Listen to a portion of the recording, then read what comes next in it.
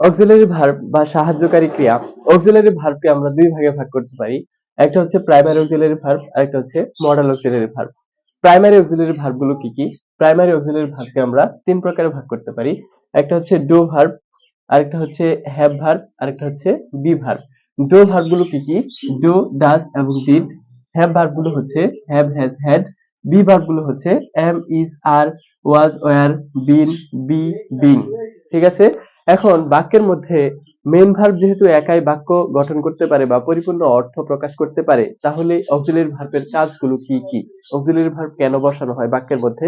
Auxiliary verb মূলত বাক্যের মধ্যে এই কাজগুলো করে থাকে। বাক্যের মধ্যে টেন্স গঠন করে, নেগেটিভ করে, ইন্টারোগেটিভ করে। অর্থাৎ কোন সেন্টেন্সকে নেগেটিভ করতে হলে আমাদের অক্সিলারি ভার্ব প্রয়োজন পড়ে, ইন্টারোগেটিভ করতে হলে আমাদের অবশ্যই অক্সিলারি ভার্বের প্রয়োজন পড়ে, এবং বাক্যের টেন্স পরিবর্তন বা টেন্স গঠন করতে হলে আমাদেরকে কি করতে হয়? অক্সিলারি ভার্ব বসাতে হয়। যেমন আমরা যদি উদাহরণ দেখি, হি ডাজ হিজ বেস্ট, সে তার সর্বোচ্চ করেছে। এখন এই বাক্যের যদি আমরা টেন্স পরিবর্তন করি, এটা যেহেতু প্রেজেন্ট ইনডিফিনিট টেন্স, আমরা যদি এইভাবে লিখি, he is doing his best, সে তার সর্বোচ্চ করছে, তাহলে সর্বোচ্চ চেষ্টা করছে। এখানে দেখেন ইজ, ডাজ থেকে ইজ ডুইং বসিয়ে দিলাম, তাহলে প্রেজেন্ট ইনডিফিনিট থেকে প্রেজেন্ট কন্টিনিউয়াস টেন্সে হয়ে গেল।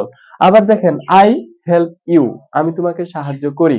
এখন এটাকে যদি আমরা টেন্স পরিবর্তন করতে চাই বা নেগেটিভ করতে চাই, তাহলে কি হবে? দেখেন আমরা যদি এরকম বলি, I do not help you, আমি তোমাকে সাহায্য করব না, তাহলে নেগেটিভ হয়ে গেল।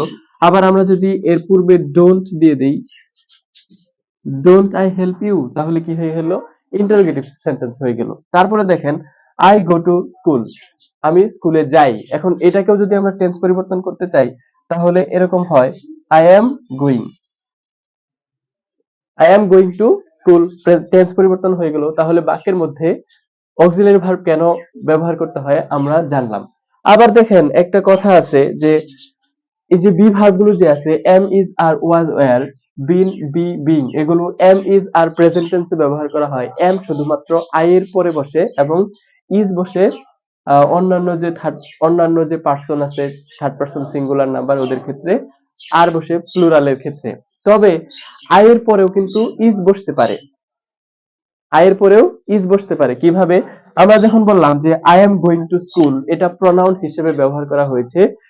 আই এর যদি কখনো নাউন হিসেবে ব্যবহার করা হয়, তখন আই এর পরে ইজ বসবে। যেমন I is a letter, I একটি বর্ণ। এই বাক্যে আই কিন্তু একটা নাউন হিসেবে ব্যবহার করা হয়েছে। তাহলে আমরা জানবো আই যদি প্রনাউন হিসেবে ব্যবহার করা হয়, তারপরে এম বসে, কিন্তু আই যদি নাউন হিসেবে ব্যবহার করা হয়, তারপরে ইজ বসবে। আশা করছি আপনারা অক্সিলারি ভার্ব সম্পর্কে ধারণা পেয়েছেন। অক্সিলারি ভার্ব কি কি, কত প্রকার, এবং অক্সিলারি ভার্বের কাজগুলো কি কি।